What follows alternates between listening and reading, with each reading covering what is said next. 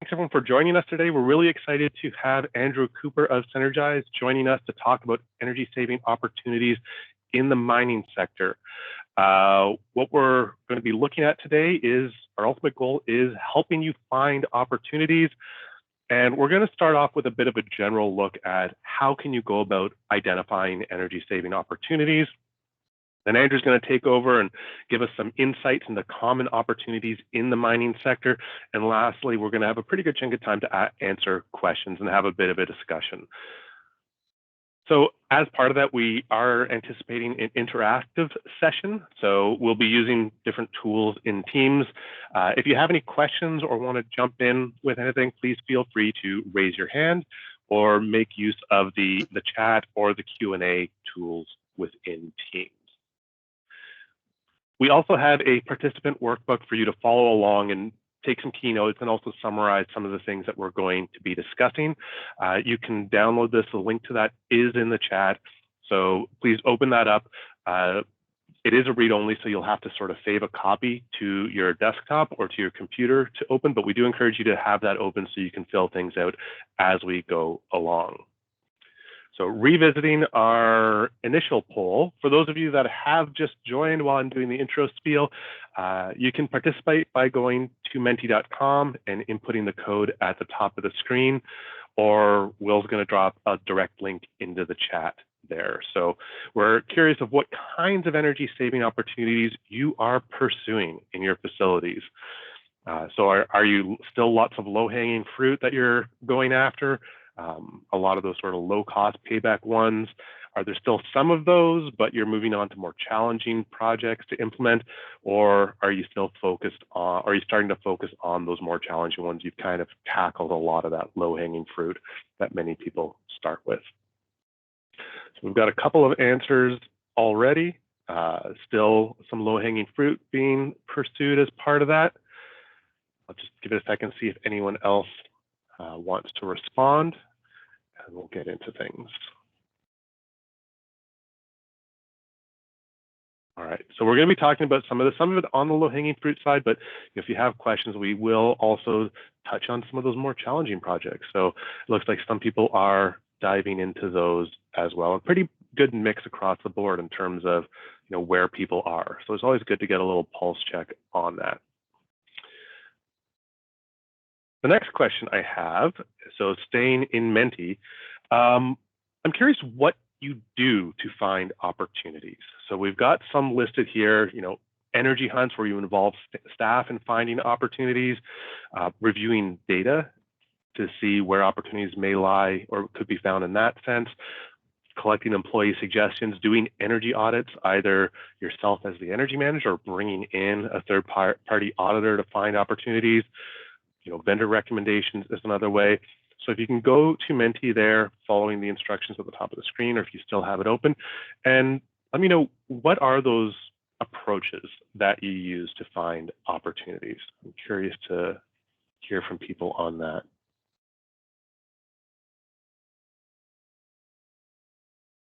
And you can rank those on there.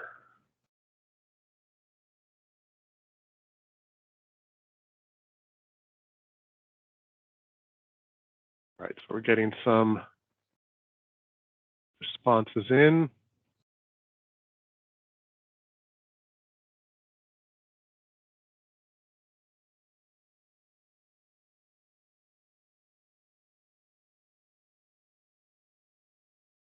So employee suggestions, pulling those in, those can be really useful of getting insights from the people who operate the equipment, reviewing the data as well.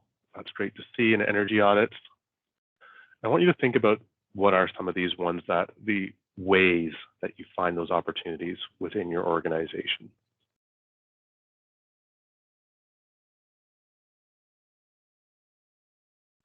And this one is an ordering one, so I'll give a couple seconds more for people to fill that out.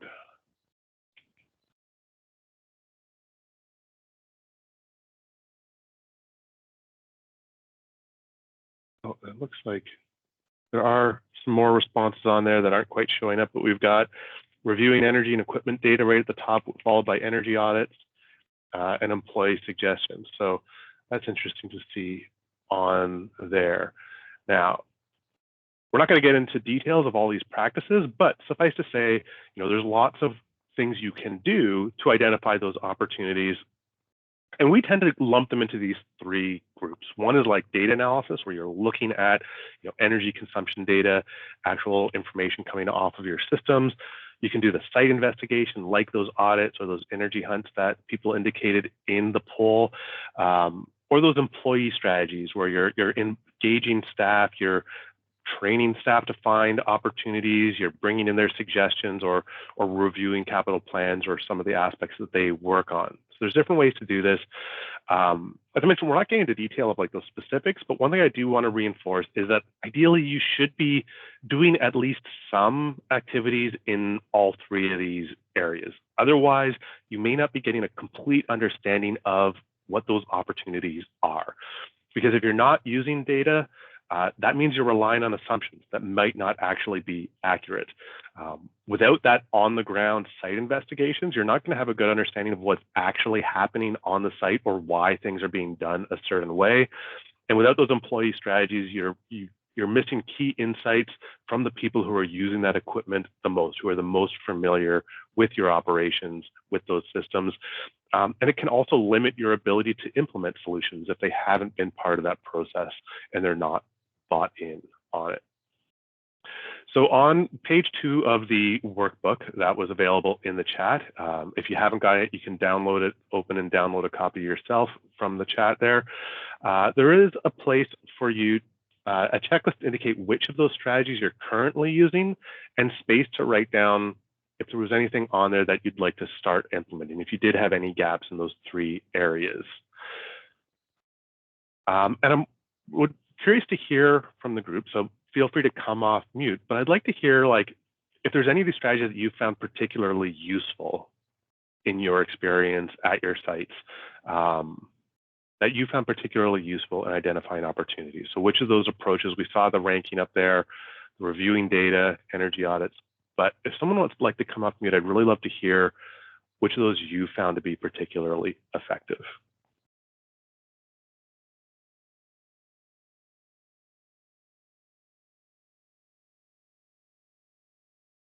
Any volunteers to pop up? While we're waiting for someone to volunteer, Andrew, have you seen, like in your experiences at the sites or previously when you were an energy manager at a mine, were there any particular approaches to identifying opportunities that you enjoyed or found really effective? It was an interesting question, and maybe because of the silence is obviously indication of, because it's such a cross-functional area, and I think energy savings come from all of these areas. I mean, there's not sort of one particular one, and I was looking through that list earlier and say, okay, which one do I select? Which one goes highest? Which one goes lowest? Which one comes next? And really, I think at the top of the list as it also depends on the maturity of your system, I guess, because the more mature you get, the more projects you've done, and the longer you've been at an operation, I think the dynamics change. And I think in the beginning, you sort of really jump into, let's do lots of energy audits and let's find opportunities. And as you tackle those audits, those opportunities, then your metering data comes in, your systems you've got in place to assess performance kick in and start identifying opportunities there. But then as you progress, it really shifts to the employee side of things, and the employees start playing a key role in where those suggestions are coming from. So I think it depends on the maturity of your organization, how long you've been doing it, and how engaged your workforce are. Right. Yeah, I've definitely seen that. We did hear from Raphael in the chat there of reviewing equipment data and that training side, like you mentioned, starting to bring in the staff and getting them involved in that. Because yeah, like you said, it's not often the first place when people are on this journey where they start, but it's hugely valuable for when you do that. I see a hand up there from Z3 Controls. If you want to come off mute. Yeah, sorry, just a few things on our end, what we've seen when we go to a lot of client sites. Obviously, it's the energy data for water and for gas and for electricity, real time mostly, that can lead to significant savings and efficiency.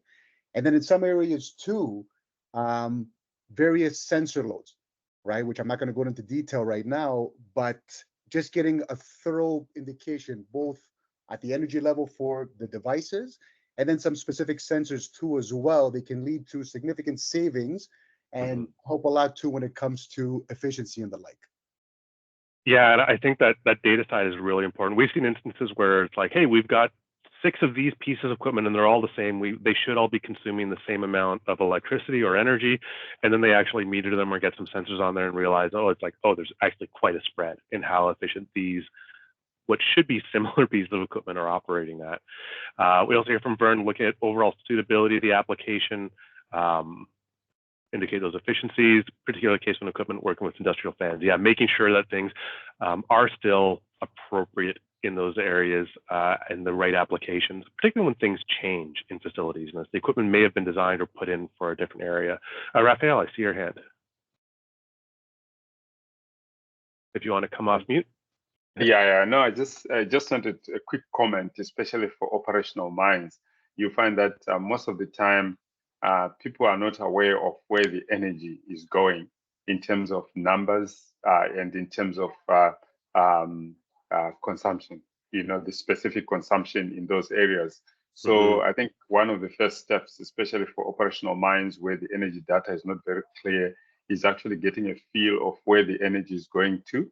At times, one of the difficulties that I noted was the measurements of the data. In the old mines, you find that you just get 1 meter, which lumps everything up, and some classic methods need to be put in place to ensure that at least we know, well, what is the workshop taking in terms of energy, the core shake, and all those areas. And once you've got that, the data, and you're trending it over time, then you start engaging with the employees to say, hey guys, how can we reduce the power consumption? And then you come up with various strategies in terms of trying to bring down, the energy consumption, which you can actually give the feedback to the employees when it comes to cost, to say, what we've been doing the past 6 months or 12 months, this is the trends and the like. And also that, that training and communication in terms, like when you have toolbox meetings with employees, in terms of simple things like lighting, etc., because they can be heavy consumers, especially, during the winter, when everybody is underground and the whole place is lit like a town, then you wonder what's happening, and the like. So yeah, so those are some of the practical aspects which I've experienced. And what I really liked about that is it starting off with that energy mapping, where's the energy going, and getting understanding of those trends. But then kind of like what Andrew mentioned, of then transitioning into the employee training and engagement and using that information that you're collecting as part of that. I mean, I still go into facilities and people still think compressed air is air. It's free, right? Like it's just air. So I think getting that data to get the insights, but then leveraging that as well and getting the most out of it. Great. So the next thing I want to touch on is types of energy waste and what energy waste can look like in your facilities. We do this a lot training on the employee side, so get them starting to identify where this is happening. But I think it's useful thinking about these different types to give context. So as we go through the section on page 3 of the workbook, there's some space to write down ideas or things where you think these types of waste may be occurring in your facilities. So as we go through that, write down where these might be familiar, or you may recognize these types of waste in your facilities. So here's the 9 types of classifications that we typically use. And the purpose of this isn't to be like really strict of like, oh, is a inefficient compressed air system, is that leaks, or is it suboptimal efficiency, or what group? It's more to just help envision and picture what waste can look like, to think about where it may be occurring. So, we have leaks are a pretty obvious one to imagine, even if they sometimes aren't the easiest to spot.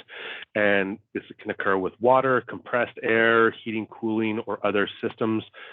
Malfunctions may seem like an easy one to spot, but there's often a lot of times that these issues just don't get around to being fixed, or there's things like actuators or stuff that people assume are working and are being controlled, but aren't checked, and they may not actually be performing the way you think they are, which is why that data is so important. Underutilization can be a big one. So I know in mining, you've got the crushers and grinders. They use a lot of energy, even if they're running empty. So working at part capacity can waste a lot of that energy. I think Vern had a comment too about changing applications as well. If you have oversized fans that are no longer needed for that. We have system imbalance. This can occur when there's a mismatch between what work is required and what's actually being delivered by the system. So, those oversized motors, oversized fans, or different inefficiencies that way. We have suboptimal efficiencies, which can refer to any equipment or system that isn't operating as efficiently as it could.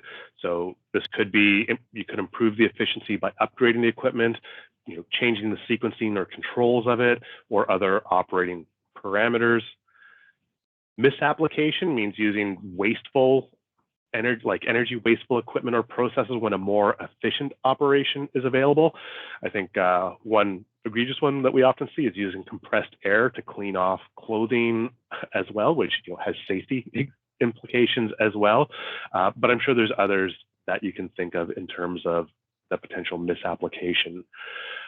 Friction loss is one we talk a lot about, and I think this can often happen in moving parts like motors or conveyors. And a good tip with that is if it's noisy, it's probably lossy because of a lot of friction is happening in there. But this could also be interpreted as buildup within pipes or filters that's increasing the back pressure that you have to overcome, or even on heat transfer surfaces where there's buildup or film on those that limit their efficiency as well, and sort of like provide that barrier to the heat transfer. Something that often comes up a lot is that traditional lean waste. This refers to inefficient production that include defects, lost product, excessive processing that's not required, overproduction, or unnecessary motion, transportation, inventory. So if you've done any of that kind of Lean Six Sigma stuff, any of those sort of production savings often have an energy component along with them. And the last one we're going to look at, and this one I want you to think a little bit more, and I'm going to ask you to start, maybe if you have examples of this, but unnecessary running or idling. So this is pretty self-explanatory. You can see them is equipment running when it doesn't need to be? And the trick with this one is sometimes thinking about what needs to be means isn't so obvious. So a system may need to warm up or ramp up before it's really needed to get up to that stage, but how far ahead does that ramp up need to happen, and is it running excessively on that situation as well? So we're going to go back to Menti, and I want you to go back to that. So if you still have it open, that's great. Otherwise, the instructions are at the top of the screen here. And I want you to share some examples of where unnecessary running might be occurring at your sites, or where you've seen this happen in the past, where equipment is running when it doesn't necessarily need to be for various reasons. Okay, so diesel equipment running, yeah, like vehicles left idling, or people just going out for a drive in them when it's not really necessary. That's a good one. We've got steam heating of tanks. All right. Lights, lots of lights that are left on when no one's around as well. So there's different ways just in controls. In the chat, we see conveyor belts running empty, or other issues with crushing, conveyors running when there's no ore. Yeah, I think that's a common one that does show up a lot. I think one that we've seen that Andrew's probably going to touch on later too is ventilation, or it's a very important part of the mine. But I think there's a lot of opportunities potentially of when it's running when it's not necessarily required, or not necessarily required at the full level that it does run. Okay, lights, conveyors. All right, so we've got some good examples going here. Great.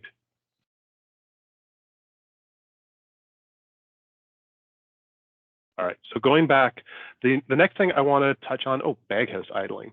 I like that one too. And dryer is not fully optimized to dry feed. So still some good examples coming into the chat, which is great. The next thing I want to touch on in terms of like identifying these opportunities is managing your significant energy users.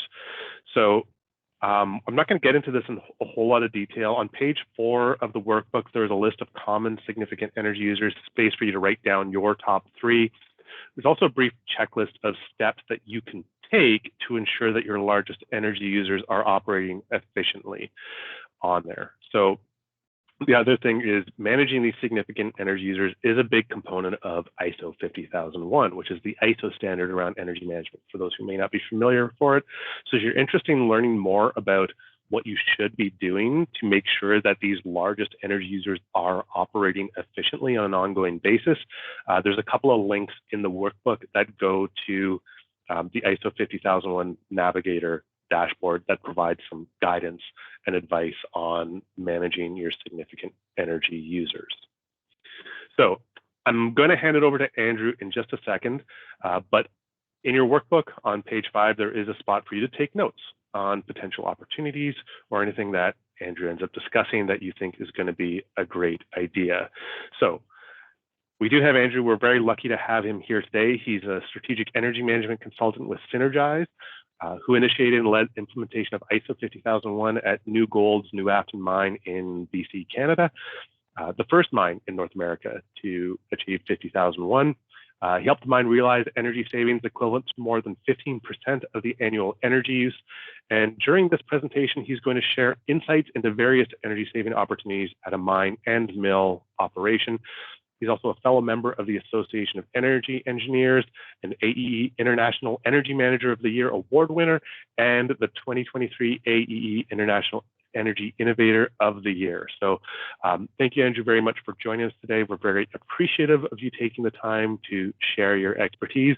And for the audience, please take advantage of this opportunity. There's going to be Q&A at the end, but if you have any questions as we go through it, please feel free to add it to the chat or the Q&A or raise your hand as we go.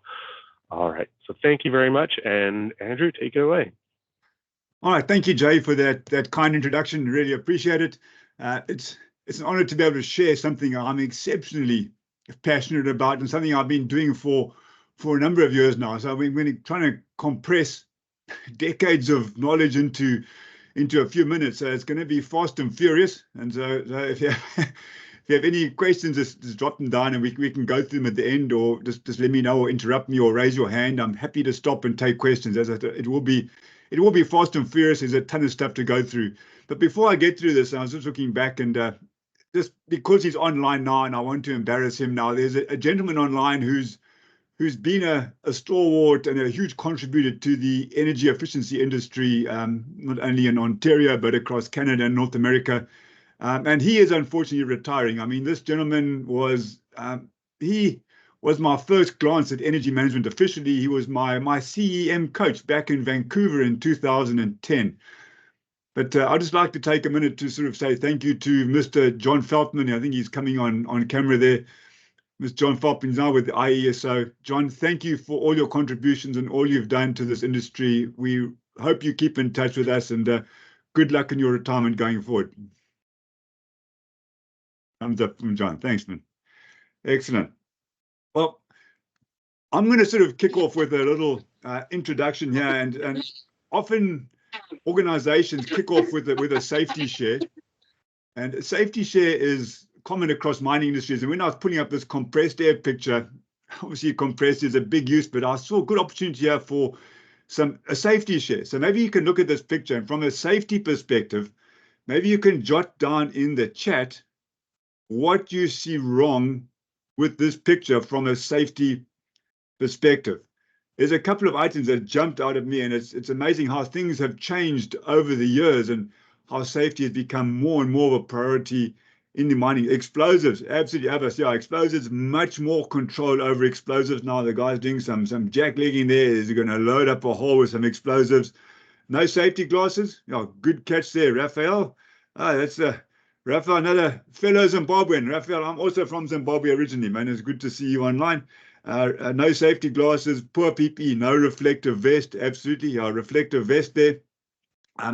No reflective vest gone there. And those are some of the sort of main ones I picked up. And hopefully he's got some good safety shoes on, but there are some positives here as well. if you look at his compressed air line going to the jack leg there, he's got a whip check on it. So that's one thing there. He's got a safety device on the compressed air line, and he's got awesome ergonomic posture. He's leaning in, and he's got some good posture going in there. So his ergonomic position is absolutely good. Yeah, and that's a good one there. Unsecured loose drill leaning onto the wall that could easily fall over and hurt someone. That's a good observation there. I hadn't picked up on that one. But in terms of sort of compressed air, and before we get into the whole compressed air thing, I'm just curious to know, there's so many different types of mines and milling operations. Maybe in the chat you can jot down for me, are you working is your mine an underground mine or an open pit mine? You just type in the chat, underground or open pit. I'm just curious to see, because obviously there's different applications and different efficiency and performance improvements that you can get from the various types of mines. So is most of our folks involved with an underground mine or an open pit mine? A lot of my experience has become from and a lot of this presentation underground. Okay, Raf, thanks, man. Underground mine there, and a lot of my mostly work with underground as well. Vern, thanks, Vern. That's all good to see. And a lot of this presentation is we're going to be focused on electrical energy savings. I know a lot of mines, diesel, natural gas, LPG, propane, fuel oil, whatever it may be, is a big component, but we're not really going to be focusing on those GHG energy performance improvements in terms of fossil fuels, because we look really focusing on the electrical side of things. So underground sort of works well there. So back to this picture, obviously underground mining operation, and all the hosing you see for compressed air is called what's called the dirty 30. It's the last 30 feet of it's the last 30 feet of the line of the compressed air system, and that's where a lot of the leaks in the compressed air system are running. So one opportunity for finding leaks, and this is generic across compressed air systems in any industry really, but in mining as well, the dirty 30, the last 30 feet of line from the header to the equipment is rife with leaks. Mining is famous for the Victaulic couplings. They twist and click and in you go, but they washers wear and they move, and they really are subject to movement and a lot of shaking and air losses around the place. So that's one place to look for energy savings. But if we move on to the next sort of compressed air system as a generic, underground compressed air is a behemoth, and it depends on your operation. I mean, why? Maybe in the chat you can type in, why do you think compressed air is so common underground? Maybe you can type in the chat. I mean, why do you think compressed air is so common underground? So as if you can type it in the chat, and I'll carry on talking through, but if you can let me know that in the meanwhile. But the first thing to look at when you're coming to underground compressed air is the location of the compressors. And the reason I bring this up, our need for mechanical work of drills, absolutely, yeah. There's a lot of mechanical works on drills underground there. That's one of the biggest users, but also, I mean, if you look at, it's also used for a safety perspective as well, used for lubrication, absolutely safer than alternatives. Absolutely, Vern, yeah, it is safer than alternatives, and pumping. And one of all these reasons you see, it's because it's exceptionally convenient. You talk about pumping, you want to get a dirty sump or some excess water used, you grab one of those old positive displacement Wilden pumps and you plug a compressed air line in there and off you go. You don't have to worry about electrical, you don't have to worry about getting electricity supply. You just plug into a header, plug into the Wilden pump, and off it goes. But therein lies an opportunity. Often these Wilden pumps lie there in this water. They pump the water up, but then they're left pumping with their suction out of the water completely. The water's gone, but the Wilden pumps, because there's nobody around, you can go all that pumping, and you can hear Wilden pumps pumping all over the place, but there's no water being pumped. So that's one opportunity. Do an audit of these positive displacement pumps. I've used Wilden as a generic name. It's like Xerox and copiers, I guess. But the positive displacement pumps to get rid of water, they are rife underground. They use them all over the place because they are why? Convenient. And that's why people use them. But they're nice and good when they're being used properly. But they need to have proper lubricators. Someone mentioned lubrication there. Proper lubricators, proper connections and be properly serviced and maintained. So that's one place to look for opportunities. Going back to the thing about compressor location, this was a big project that I sort of undertook right in the beginning. We had compressors located at different points around the mine. We had one sitting at a pit portal to the mine. We had one sitting on a surface application. Absolutely, John, you need an electrician to extend the compressed air line as the mine expands.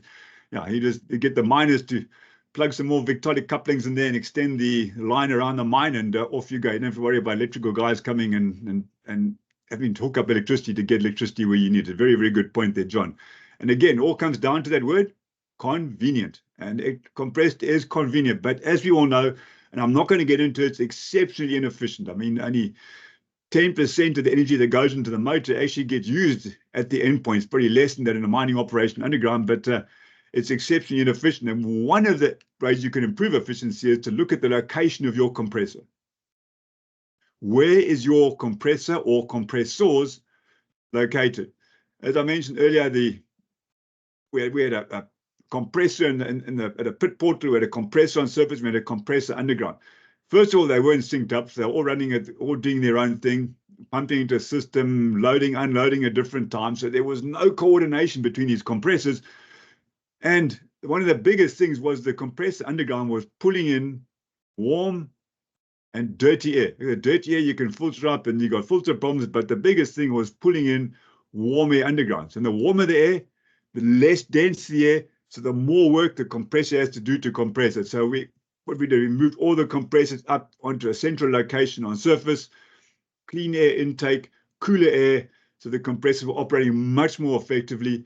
They were all in line. We sort of set the load, unload, the sequencing on the compressors with the set points.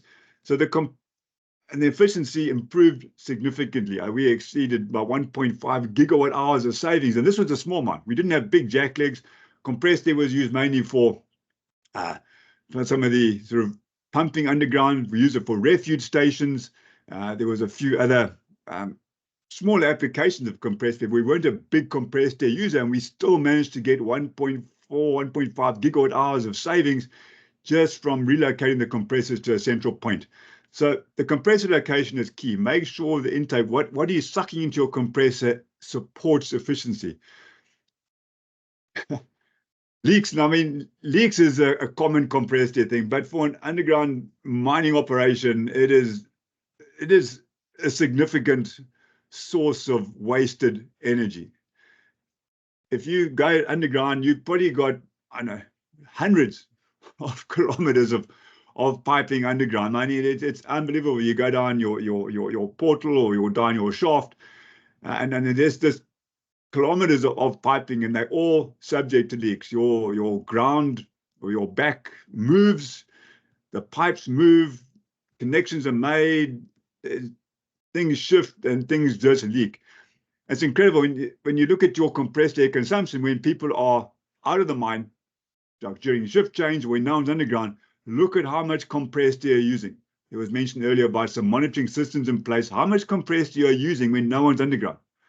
Sure, you may have some pumps running or some refuge stations being supplied with compressed air, but generally that will give you a good indication of the leaks that are happening underground. And it is significant, and it really suits you well to get some sort of leak management program in place to address those leaks on an ongoing basis. Disused headings. Often people will leave compressed air lines before they move out of a heading. They'll move to another heading, but they will leave the compressed air lines and they may not isolate it or blind it off. And that's a big source of air going as well. Big source of leaks into disused headings because those pipes rot, they corrode over time, the ground moves and the pipes bend and break, and it's just big air losses. So regular audits of your leaks is a great way to save energy underground. And Jay mentioned, pointed that picture of the person blowing its clothes off with the compressor. That's inappropriate use. Underground, especially hot underground mines where you're deep, and people love using compressed air for cooling. You'll go into a heading and you'll see a 2-inch compressed air line tied up to the back of the mine with a piece of cotton rag tied around the end of it, and they are blowing the air into the heading just to try and get some cool air into a heading. So it's a inappropriate uses. If you need it, yes, fine, but then stop using it. Like for the diaphragm pumps I mentioned, if it stops pumping water, turn it off and find ways to manage it. So inappropriate uses, we could do a whole talk on compressed air alone, so I won't delve into that. A convenience. And John says, I did come across a situation, centrifugal compressor on surface that was controlled with blow-off. As leaks were repaired, it just increased blow-off. And talking about blow-off, John, we'll get into something about blow-off in a little while later. It was another classic example of blow-off where we sort of addressed the blow-off. But yeah, if you not much of a win there for absolutely sure. Okay, so if we oh yes, the last thing on compressed air is if you have chutes, a lot of people have air cannons on their chutes, which gives a big blast of compressed air to loosen up muck and ore on the chutes on conveyor systems. Make sure those are sized correctly. Maybe if they're operating if they're operating all together, operating in sequence.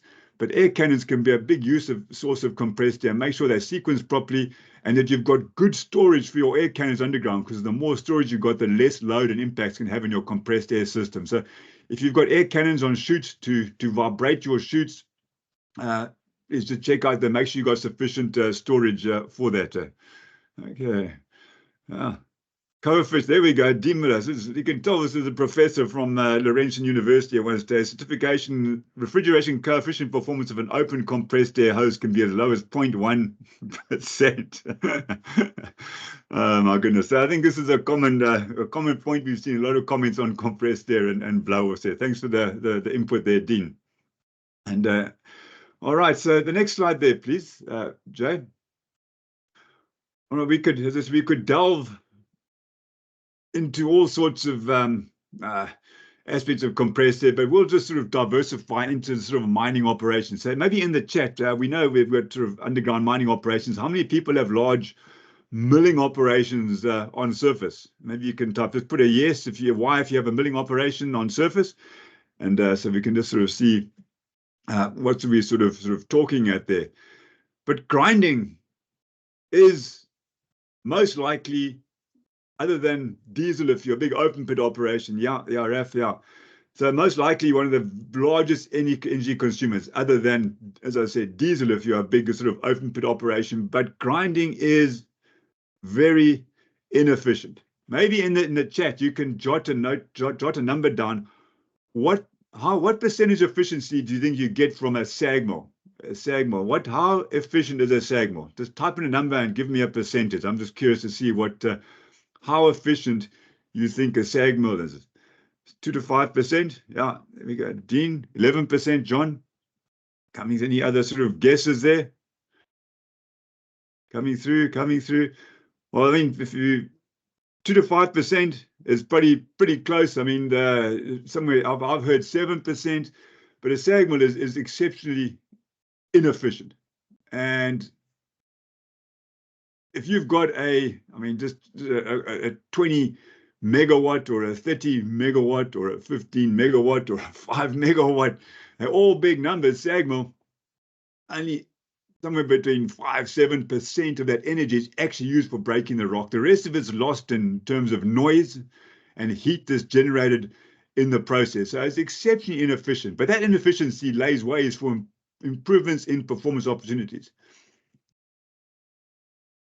Maybe in the chat you can type down there, what two components make up energy? There are two components which determine how much energy we use. What are those two components? If you look at what energy is made up, maybe you can type in the chat. For grinding, is it direct driven synchronous motor? Applications I've seen have synchronous motors, and they've actually used those synchronous motors as a way for improving power factor correction as well. You overexcite the synchronous motor. So yeah, so a lot of grinding operations do have synchronous motors to lock in a speed at a certain time. So actually, Vern, thank you. Power and time. Absolutely. The two components of energy, as Vern put there, power and time. And that's what I tell everyone when I worked at the mining operation. My job is simple. How do I reduce power, or how do I reduce time? If you can figure that out, then you don't need an energy manager, because you can do everything yourself. It's just power and time. And a SAG mill or a ball mill, basically grinding is a lot of power and it's operating for a lot of time. 24/7, generally these things are running, so I use a lot of energy in grinding. But these inefficiencies make way for sort of improvements in performance. So for instance, if you have a cone crusher feeding the mine, and so maybe get into the next point, Jay, now next slide, and I'll sort of touch on that in the next sort of slide. I'll come back to that, what I was talking about, and I'll come back to the ore size there. But if you look at a grinding circuit, there's a number of variables that determine energy consumption in a grinding circuit. And there's a whole bunch of them. But from a simplicity perspective, as an energy manager, I used to look at three things, but mainly two. One was the feed rate. The other was ore size. I also used to model the speed of the SAG mill, but that was so constant and hardly ever changed in our particular application that I took that out of the model because it was not really that important. So we looked at feed rate and ore size in the grinding circuit. Now, feed rate is production want X tons per hour. They want around 1,000 tons an hour, and that's what they want to do. And so feed rate, it determines performance. So is anyone got a question there? No? Okay. I'll get to your question now, CA. Variables, and so what variables impact the performance of the grinding circuit? So feed rate determines how much energy you're using, but the one thing that you can't really control feed rate because production requirements really determine that, but the one thing you really can manage is ore size. So the smaller the ore, the more less energy that the SAG mill uses. So if you can transfer the work from your SAG mill to a more efficient crusher, like your primary crusher that you may have in your mine, sort of cone crusher, typically got efficiency, I don't know, I've heard numbers around 20% efficient for a compression type cone crusher. So if you can transfer the work to that cone crusher to crush your ore as small as possible before feeding it into your SAG mill, you're going to see some big energy efficiency improvements. The one challenge is with the grinding circuit, and this is up for debate, but it's my sort of belief that often improvements in efficiency in the grinding circuit, you don't often see those in terms of kilowatt hour reductions at your energy meter. You may be able to use SDS energy to grind a certain ton, but then the mining guys, if the mill's operating more effectively, they're going to push more feed through it to get the output that they need. So often you can improve efficiency of the grinding circuit and your kilowatt hours per ton, but then they might increase the tonnage going into the mill. So often you can improve the efficiency of the grinding circuit, but you may not necessarily see those at your energy meter. So just something to be cautious of when you're looking at this. I know some utilities really struggle with funding and incentivizing opportunities which improve the efficiency of a grinding circuit, like ore sorting, for instance. You're sorting the ore out, you're getting better recoveries out your mine, but you're still using the same power to grind it. So just be careful of those sort of things. So going back to the question, what energy is needed to do the process, and what are inefficiencies and base loads to overcome to eventually get things done? I don't know if that's a comment or a question, because it all just depends on the different operations. And thanks. And that's why MFV is essential. Absolutely, MFV is critical. What is our baseline? What are we measuring against? What's impacting the performance so we can compare that to after? So thanks for the comments there. All right, the next slide there, please, Jay. We're going to jump from grinding into the conveyors. And Jay mentioned earlier about significant energy uses, and I'm sure you see the different significant energy uses in the book there. But the significant energy uses where I was working at were grinding, ventilation, crushing and conveying, mobile equipment, and tailings pumping. So we're going to touch on a number of those today, but it lines very nicely up with that list. But the next one is conveying. And we used to have a phrase, if you're not using it, turn it off. If you're not using it, turn it off. You go into a meeting and you say, if you're not using it, turn it. And you look at everybody and they'll go off. And that just sort of gets our mindset. If you're not using something, turn it off. And that's not just applicable to conveyors, although I'll touch on that now. That's applicable to lights. It's applicable to idling. So if you're not using it, turn it off. And that's one of the biggest opportunities when it comes to conveyors. And there was comments earlier about shutting down conveyors when it's not running. There's a few sort of comments around that, but conveying systems are inherently they just run. And oftentimes they run because people are nervous to shut them down. So if your conveyor is running, they don't want to shut the conveyor down because what if it doesn't start again? You've got 4 1-kilometer conveyor legs coming out of a mine. If you shut it down, now your VFDs can't start it again. Then what do you do? And that is a challenge, especially if you shut it down with a loaded belt. Is it going to start again? So there's some considerations to look at when you're looking at shutting down conveyors. I know one thing that we looked at, we changed from a VFD start to a wound rotor motor, which used high resistance, sequence high resistance. So you get high resistance with high torque at startup.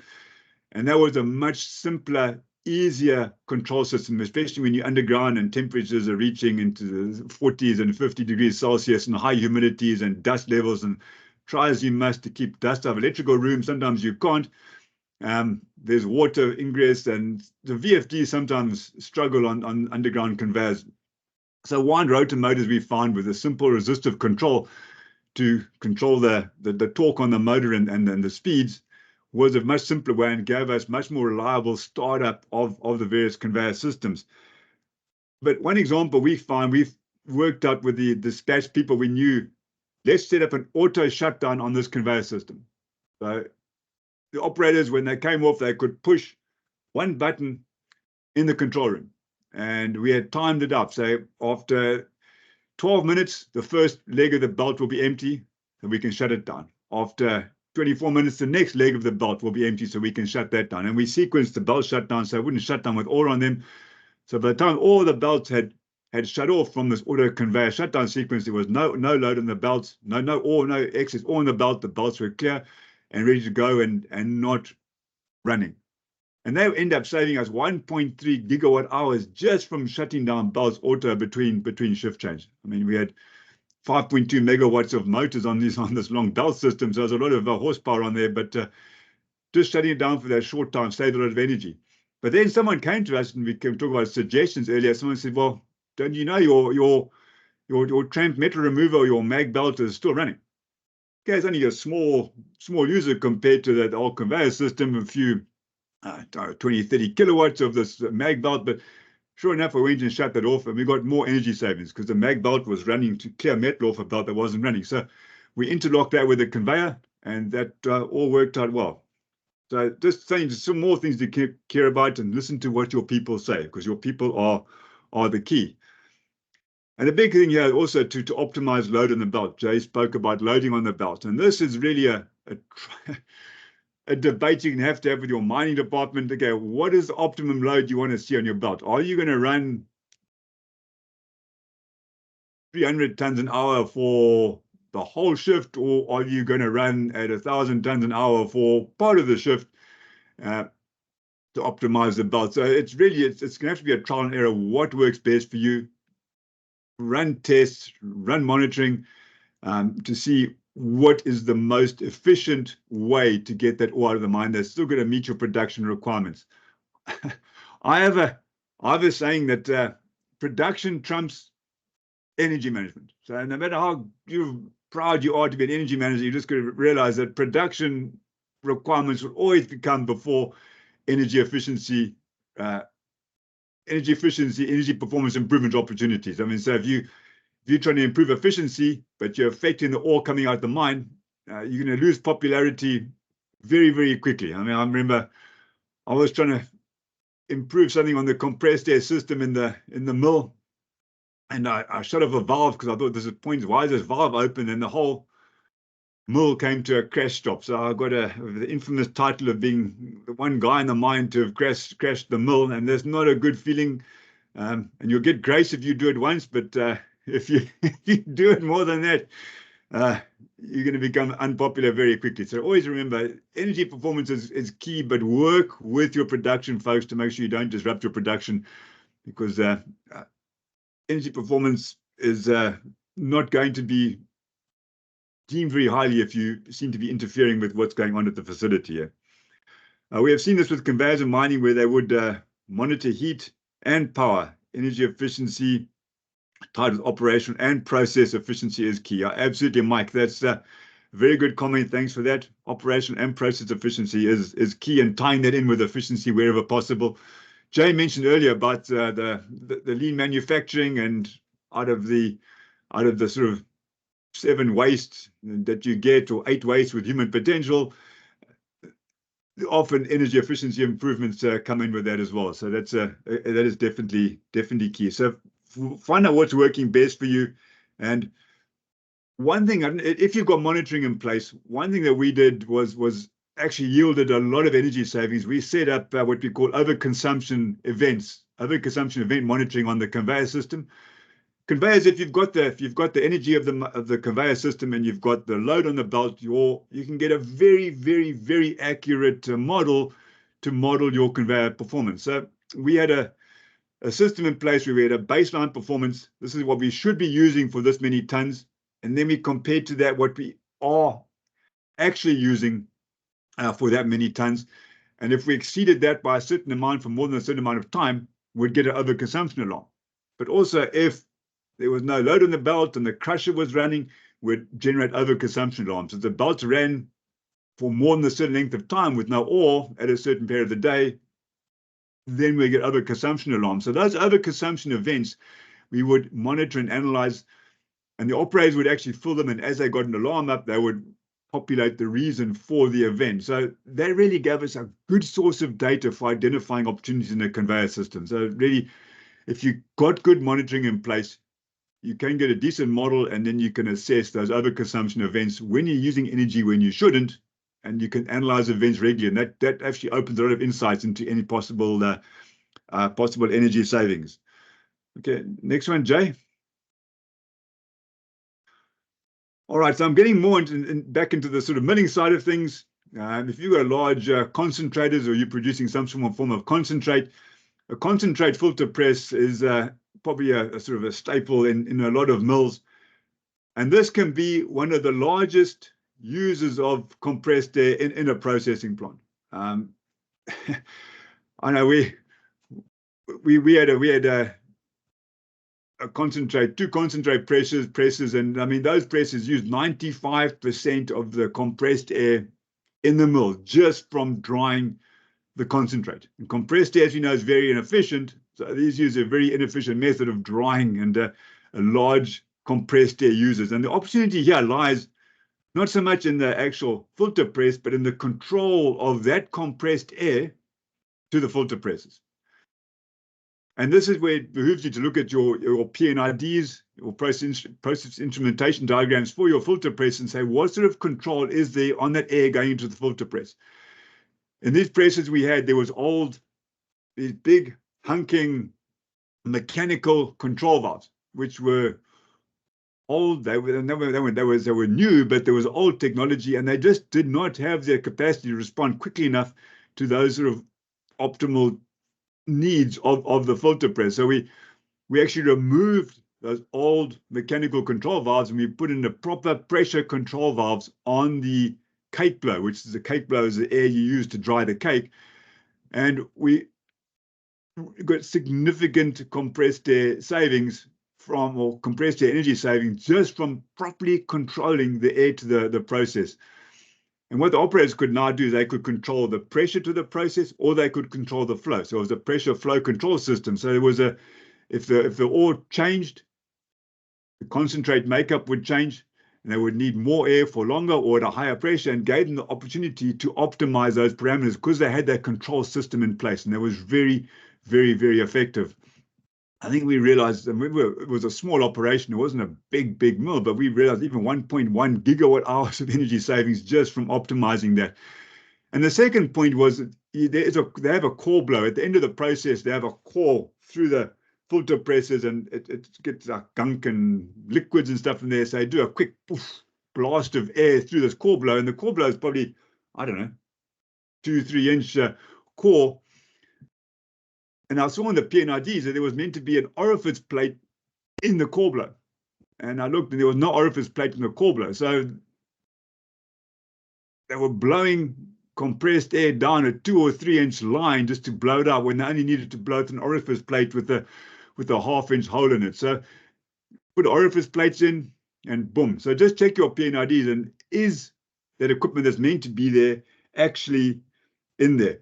And I'm just going to touch for the last sort of second on the concentrate filter presses, and this is looking at more advanced technology, but we looked at we did a machine learning study on this filter presses, and we said, okay, we worked out got sort of machine learning to determine what are the optimal parameters for operating the filter press system. And we found that at a certain compressed air pressure, we would trigger the start of a cake blow cycle. So we used machine learning and AI to sort of determine what is the optimal way to manage the performance of these compressed air systems and of these filter presses to best improve the performance. So that was just a side that we used, and we've got some decent energy savings from that as well. The next one there, please, Jay. All right, so this is a site that many of you may be familiar to many of you, is flotation cells in a mill. Now, there's two components to a flotate, two electrical components to a flotation system. One is the agitators, and the other one is the blowers. We'll talk about each one in turn, but a big opportunity lies. And if you look at what's energy made of, as was mentioned by Vern there, power and time. So there's a lot of these flotation cells. So there's a lot of power goes into these agitators. And there's so many of them, they operate on a 24/7 basis. So it's a big opportunity here for energy performance improvement. And it's going to depend on the technology you have in place. I mean, but in some cells, you can actually change. And I'm not a metallurgist, I'm disclaiming things there. You need to work with your production department to see what impact it's going to have. But if you could, with the infinity laws on motors, you can reduce on these agitators, you can reduce the speed of the motor slightly, or reduce the speed of the agitator slightly, and get efficiency improvements. And in some cases, especially in the rougher circuits, we've seen that some reductions in the agitator speed, especially towards the later roughers, actually gave some energy savings. And so if you don't have VFDs on it, you can work with your production department. And figure out, okay, what is the optimal speed? You can get suppliers from the flotation cells on board and say, okay, let's look at optimal cells. If you can't put a VFD on the motor, because there's a lot of flotation cells and space may be limited for all of these cells, but you can change the pulley sizes to optimize your speed. So see if you can optimize pulley sizes, and you can get some energy savings from that. But again, that's a touch and go, and you need to work with your metallurgist on that, because production trumps efficiency. Don't forget that. You don't want to mess up, especially this is where the money's made. Your recoveries come from your flotation circuit, and if you mess that up, a quarter of a % loss in recovery is going to dwarf any energy savings you may realize. So just be careful there. Cameron, hi Cameron, Bruce Jack, hi you Cameron, ex-New Gold person as well. Mineral sizes that flow differently with different energy, flows better than others, so faster speed. Yeah, thanks Cameron. Now Cameron's a guru on flotation, so I appreciate your input there, Cameron. All right, so the next slide there is the second part of the electrical part of a flotation system, and that's when it comes down to your flotation blowers. Now, John mentioned earlier about blow off, and it's one of my pet peeves. I would walk to the mill and I would hear this sound coming from the side of the mill, and I said, oh, that is just a terrible sound. It was so noisy. It was environmental hazard. It was so noisy from the blow off these flotation blowers. And I did some investigation into the system and found that there was no control on this flotation blower system. And the design of these, that when they put together this cookie cutter design, obviously the big focus was on capital cost reduction. We're going to build this mill as cheaply as possible, and we're not going to put in these fancy controls. So we did a whole, it was funded by BC Hydro, a whole energy efficiency, sorry, John, BC, a whole energy efficiency improvement opportunity. And we did a whole study on that. And what happened was that we found, okay, we can, by controlling the air going into these things, we can actually reduce that blow off and get some good efficiency gains. So we looked at a couple of options. One was to put VFDs on these flotation blowers. So we looked at the VFD option, but the VFD option was very expensive. And in the MCC, when these are 4160 volt motors driving these blowers, a 4160 volt 500 or 350 horsepower VFD takes a lot of space. And if you've got a few of them, and MCCs are typically cramped, you're not going to have room, and they're very expensive. So that gave us the best energy savings, but the cost and the time to install and the space was prohibitive. So what we looked at doing is we put these control valves on the inlet to these flotation blowers. It was a simple control system. We put pressure, we put a pressure monitor on the discharge, and we controlled the air going to the flotation blowers to give us exactly what we needed at the time. And we tied this back to our existing DCS distributed control system, which controlled the process for the mill. We went from running 2 blowers at full speed, and what happened, people used to try and have to go up there and adjust valves with their hands, and it was just a climb up a ladder, and it was just a safety concern despite the environmental noise.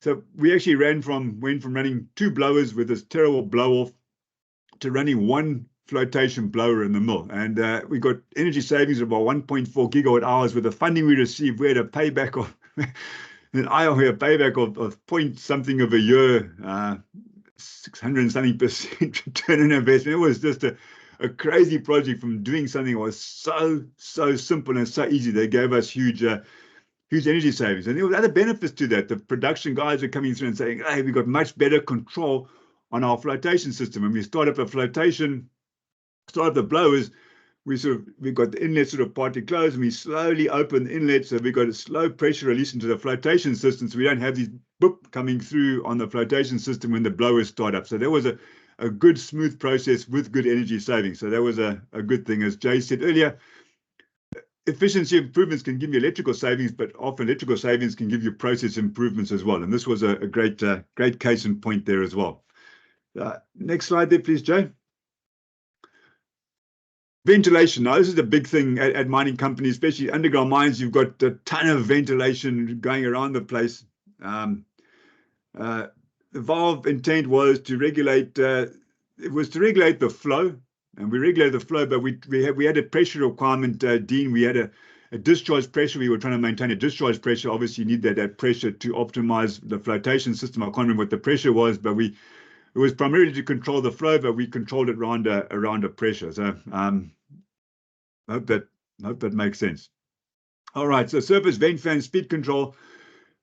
Surface vent fans, well, there are 2 components when you've got underground mine. You've got your surface fans and your underground fans. So we'll talk about the surface fans first. And first of all, with the infinity laws of a fan, that's where your sort of opportunities lie. If you have reduce your fan speed by 50%, you're using only 1/8 of a power. So if you've got 800 horsepower motor and you reduce that speed by 50%, you're using 100 horsepower. But we did some tests, it's not quite that sort of accurate, and you can't really get those speed reductions, but it just gives you a good idea that by reducing your fan speed slightly, you can achieve some decent energy savings. So first of all, do you need that full speed of your fan? Do you need the static pressure to drive the underground? Do you need that full airflow? So that's the first thing to say, well, how much airflow do you actually need? How much horsepower are you trying to ventilate for? And do you need that full airflow? And you got to work again with your ventilation engineer to say, okay, well, can we optimize this slightly? So once you've got the optimal sort of setting for your fans and determine how much airflow you need, say, well, do those need to be running power and time? So you've got a certain power. How do you reduce the time? See, our jobs are easy, power and time. All you got to think about is that how do you reduce the amount of time those fans run for? So if you reduce that time just slightly every day, so maybe during shift change, you've got an hour and a half on the day shift change, an hour and a half on the night shift change. Can you reduce the fan once everybody exits the mine and you've got enough ventilation for clearing blast gases, etc., underground? Can you reduce that speed during shift change? Even if it's just 5%, 10%, 15% speed reduction during shift change, can you do that? And we ran some tests on reducing the airflow underground during shift change, and the energy savings were significant. You've got to make sure that your fans can handle it, your fans can handle the startup. So do gradual increments, go 5% reduction, then 10% reduction, and come up with some optimal points of of operation during shift change, and that will give you significant energy savings. If your fans are equipped with VFDs, it's a wonderful, simple opportunity to do it. Going to, there's a lot of opportunities for natural gas reductions I'm not going to get into because we're talking electrical, but just because there's snow in the background there made me think of winter and natural gas heating or LPG heating or propane heating in these shafts, but we won't get into all that now. We dive now into the underground part of the vent fans. And this comes back to that sort of common phrase: if you're not using it, turn it off. If you're not using it, turn it off. I mean, that's one of the key things. And this is one of the reasons why there's so much ventilation waste in ventilation management or ventilation systems underground, because if you're not using it, turn it off. John says, I do recall a situation where the mine did some research to see exactly how long it took to clear the blast fumes and was surprised how quickly they cleared. 20 minutes versus the 90 minutes they'd allocated. Yeah. Thanks for that comment, John. Yeah, that's a great comment to note, and maybe it doesn't take so long to clear those gases and more opportunity for energy savings. So thanks for sharing. With mining systems, there's probably as much, if not more, ventilation underground than there is on surface. So you've got 1.5, 2 megawatts of ventilation fans on surface, you've probably got at least that or more underground. And on much more fans, different places, but there's a lot of energy underground for ventilation. And one of the biggest things for this ventilation management is getting to all the fans. How do you turn all these fans off when you don't need them? I was speaking to someone recently, and they've had timers actually installed on some of the fans. So when the guys leave, they sort of initiate the timer and they leave, and they can actually track on their energy trends as the guys are leaving the mine. And the fans, they can actually monitor the amount of energy being reduced just from these timers on the fans. And that's just a simple timer system. We designed a ventilation management system which was very, very simple. We looked at a lot of off-the-shelf systems, but we found that we really wanted to design something ourselves and build that ventilation management system into our distributed control, into our internal control system. We didn't want a standalone system, so we designed a ventilation management system.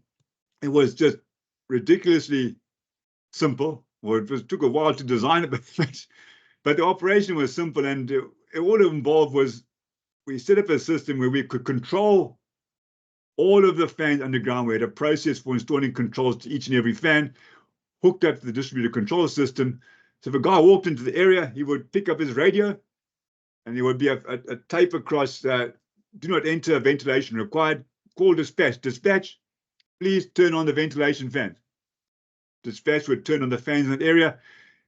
When they left, they would put the barrier up again and call dispatch.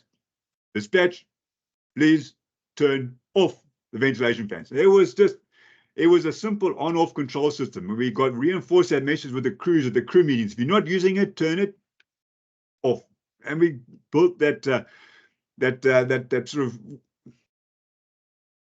mindset up with our crews. And there was significant savings. We achieved almost 7 gigawatt hours of annual energy savings just from turning fans off with a simple system. But then we had an added benefit because we designed the system ourselves. We designed our soft starters for all the fans, and we incorporated energy monitoring into all the fans with very, very simple energy monitoring devices so that we could actually monitor the energy of every single underground fan through the system. And that gave us a good idea of how much energy each fan was using. And when someone mentioned M&V earlier, we were able to verify exactly how much energy we were saving from and how much energy we were using for the ventilation system. So if you're not using it, turn it off the easiest way. The next, is the air going where you want it to go? On the left-hand picture there, you'll see ventilation bags.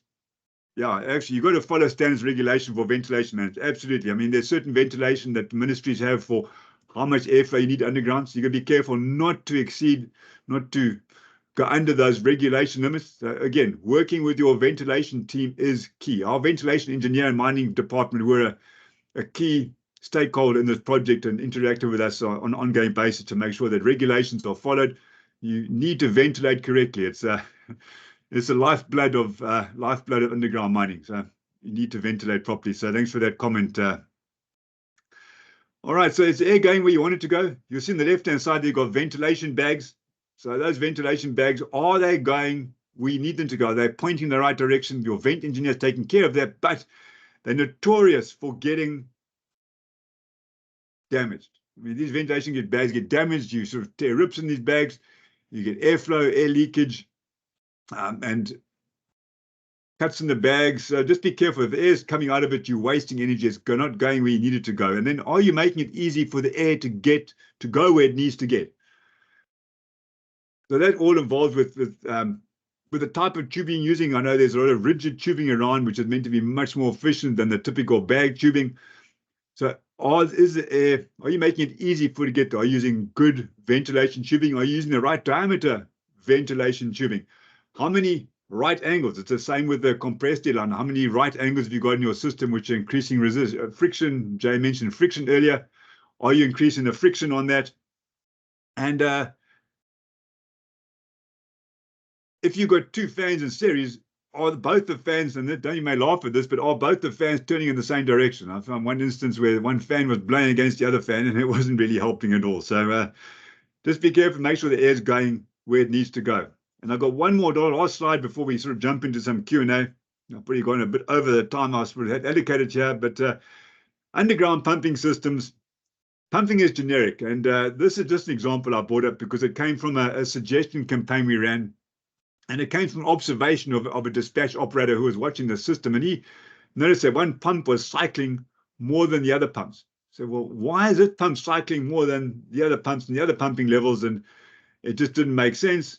So we did an investigation. We found that the discharge check valve from the pump was faulty. So like in that graphic on the left there, great graphic, William. Thank you for getting that. That's awesome. The pump would pump this liquid up a couple of 100 meters to the next pumping station, and it would switch off, and then all the water in that pipe would run back into that pump again because the check valve was faulty. And the pump was pumping water up, and the water in the pipe was running back down. And this became a crazy waste of energy, and just something to keep aware of. Are pumps running, cycling more often? And again, it brings it down to the power of people. So pumping systems underground inherently can be inefficient. To keep an eye out for those. All right, just a comment from Vern there before we go into the last slide. One does need to be careful with speed cycling of fans. Absolutely, cycling fatigue problems. And that's one of the comments that Vern, that the supplier of the fans, when we're looking at this, was what they mentioned to us. So thanks for bringing it up. Yeah, if you're cycling your fans on surface, be careful just be careful that you're not getting that cycling fatigue problems. All right, and just diving into the last slide there, and this is an enabler for everything. I mean, employees are the key. It's people, not systems, who manage energy. That's one of my stock statements. People, not systems, who manage energy, and it's people who find opportunities for you. And I mean, this ice freezer, I've got this graphic here because it reminds me of a guy who came to me and said, "Andrew, can I save you a way to save energy?" Sure. They took me to the entrance of our mine operations building. He says to me, "There." I said to him, "Where?" He says, "The ice freezer." I said, "What about it?" He says, "In the blazing hot sun every day." So, I mean, and so we moved the ice freezer into the shade, but it reminded me that people are out there, they see things, and you need to pay attention to what people tell you.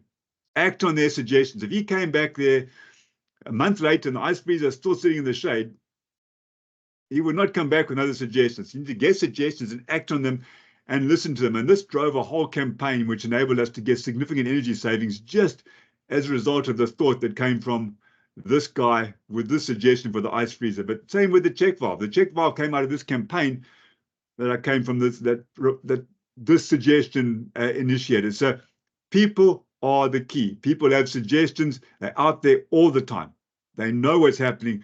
So have a way for them to make suggestions. Make it easy for them. They need to find a way to make suggestions, whether it be talking to you, entering something, whatever it may be. Make it easy for them and then act on them. And then lastly, feedback on that suggestion. If you get asked for input on a fast food service and you go there a month later and the input you've given has not been followed, you're not likely to give any input to that fast food service again. So just listen to what people are saying, act on it, and follow up. Okay. And I could talk forever, but I will stop at that point and give some time for hand back to you, Jay, for some Q&A. Great. Thanks, Andrew. That was really great. And for everyone else, we have some time left. Good opportunity to ask Andrew any. Oh, sorry, my speaker turned itself off because I was talking too much. Okay. So we do have some time. So if you have any questions for Andrew, feel free to raise your hand and come off mute, or you can enter them into the Q&A panel. We'll be monitoring that as well. So while the audience is thinking of questions, one thing I really like you mentioned that power of people. I think we ended on that as well, and how important it is to get staff and everyone at the mine involved in this. I love your if you're not using it, turn it off, mantra, and just the reinforcement of that. And your last point about making sure to act on suggestions and close that feedback loop. Do you have any other tips or advice or things that you've seen work really well of getting staff engaged in these energy efficiency efforts? Yeah, how much time we got? Now I'll give you two quick examples. And the first was compressed air. And obviously, when you get to an operation, one of the sort of lowest hanging fruit, so to speak, is obviously compressed air, and it's a good way to sort of break into getting to know people. And I had the millwrights make up a little manifold for me, and I saw this from someone doing a compressed air demo. But it was a little manifold with a little pressure control, a little pressure gauge on top, and this manifold had little outlets with valves with a 1/32 of an inch hole, 1/16 of an inch hole, 1/8 of an inch hole, and one.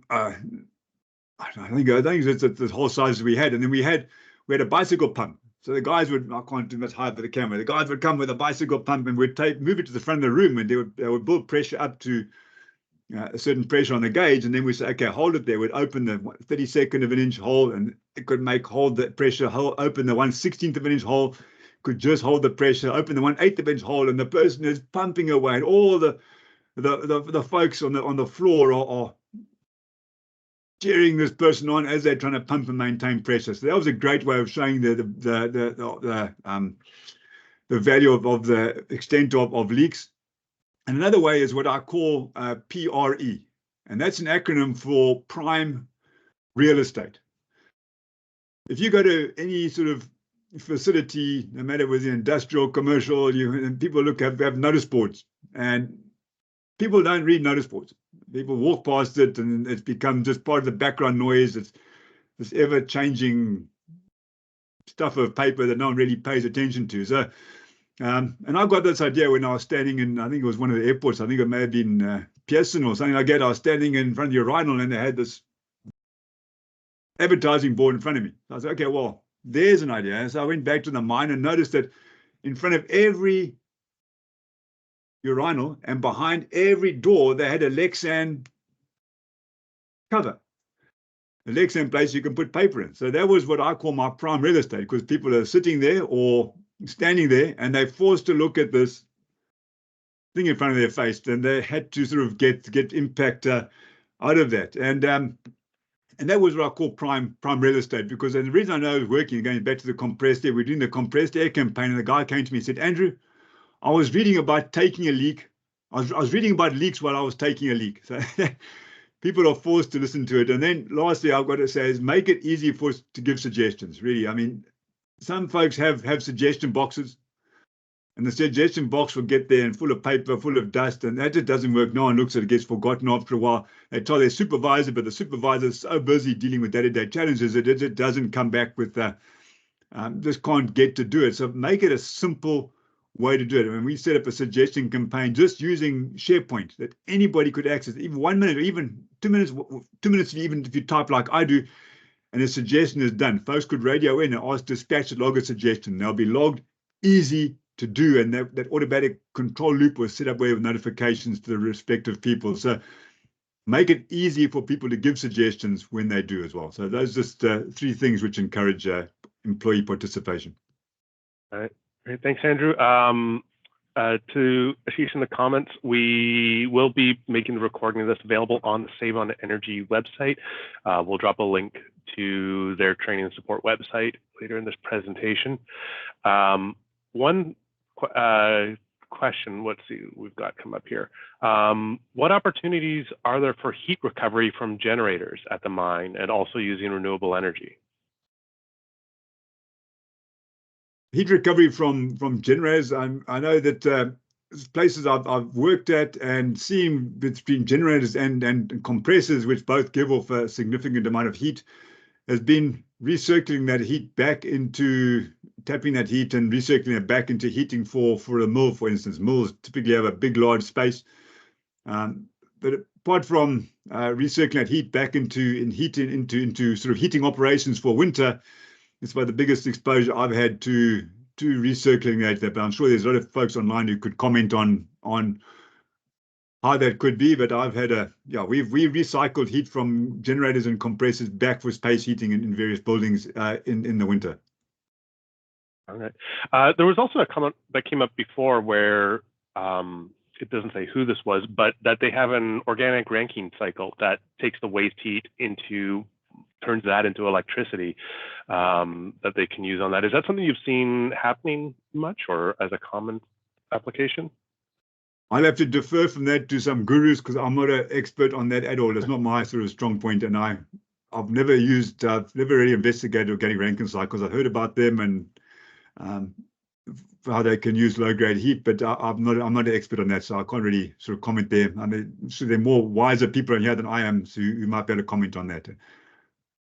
Vern did mention that an application is quite useful is the use of compressed air to cool bearings that are deemed to be running hot. Oh yeah, wasteful practice of it. Those the inappropriate uses of compressed air. John, I see your hand up there.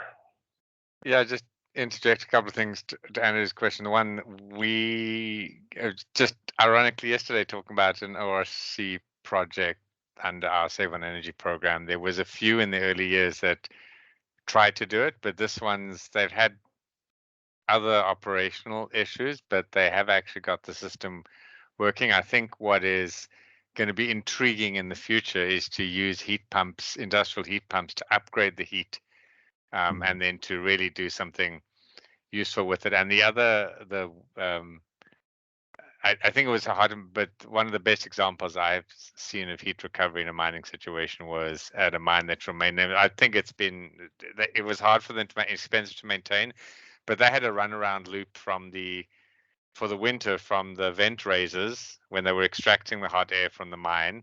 They had these huge, like 3-story high radiators, and then went from there through to the compressors, picked up some more heat, and then on the downcaster, the fresh air rays, they actually heated up because you only need to do it for the color. Of course, you don't need the hot air underground, and that was just an amazing. It was like a 3-kilometer system or 2-kilometer system.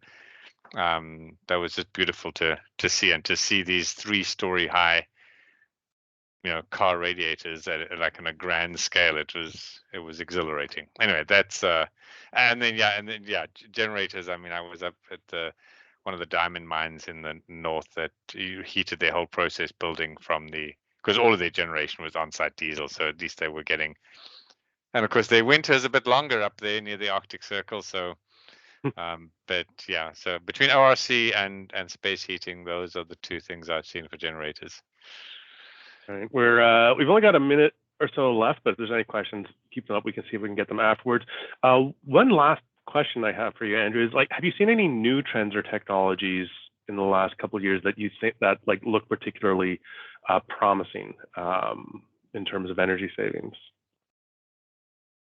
There's a number of things, and one is it's obviously a big capital upgrade and there's still an investigation process, but the Canadian Mining Innovation Council or Rethink Mining are working on what they call a conjugate anvil hammer mill, which is a new grinding technology, which is going to promising to reduce improve grinding efficiency by 50% using compression crushing as opposed to the typical SAG mill is even more efficient than the HPGR mills. That's a very promising technology. I'm a big fan of, and I know this is pretty from an electrification perspective, but from an efficiency perspective, underground battery electric vehicles. And tests we did in underground loaders, battery electric underground loaders, really have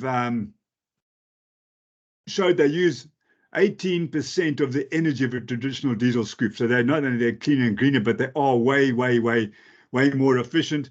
And something else that's also pretty cool is we have a gentleman online here, Mr. Dean Miller, who's commenting on there. He was involved with the development of the hydraulic air compressor, which was a very innovative way to reduce the energy consumed in compressed air. So look up HAC compressed air and you'll see Mr. Miller and a lot of his work on that. That's a great, very interesting technology there as well. All right. Thanks, Andrew. A couple of things just came in the chat there. If you want to take a look and maybe respond that way while I close things up here. There's a couple of last messages.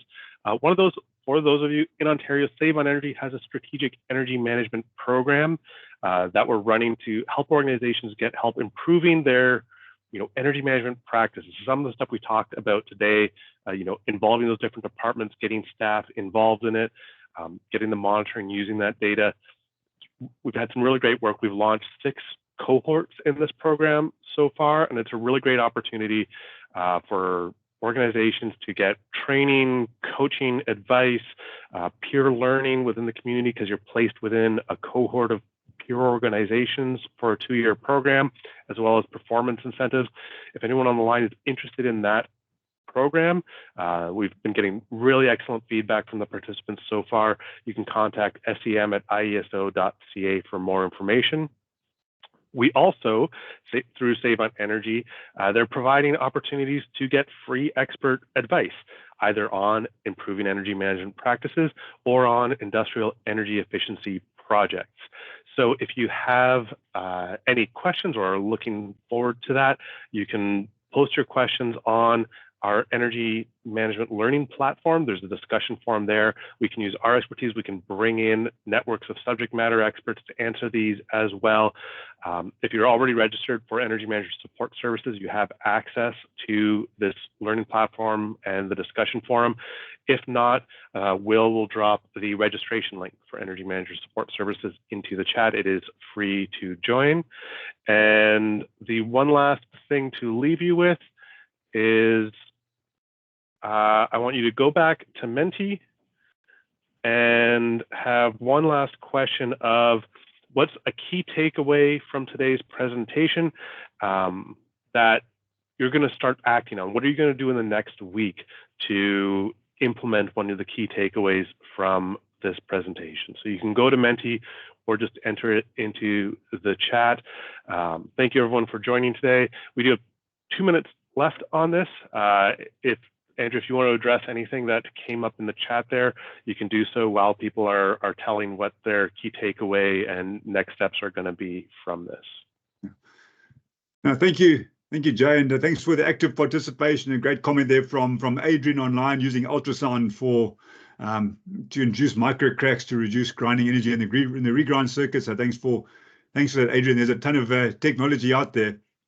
I think one of the biggest things for us is really, as people looking to improve efficiency, there's a ton of waste out there. And I mean, there's a never-ending source of low-hanging fruit. No matter how much you do, there's always more to find. It's like the magician's hat of savings. People pull this ribbon after ribbon or dove after dove out of a magician's hat, and the savings keep on coming. They're always there. So finding ways to minimize waste, maximize efficiency is key to what we do and helping to reduce greenhouse gas emissions. It's to get rid of the energy waste and let's be as efficient as we possibly can.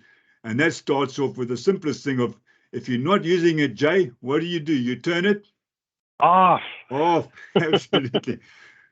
So if you're not using it, turn it off. And again, take care, everyone. Remember, get out there, be safe. As important as energy management is, it's more important for you to be safe and go home safely. So take care, be safe, and minimize waste, maximize efficiency. And if you're not using it, turn it off. All right. Thanks, everyone, for joining us today. Thank you again, Andrew, for taking time to share all of your expertise with us, and have a great rest of the week, everyone.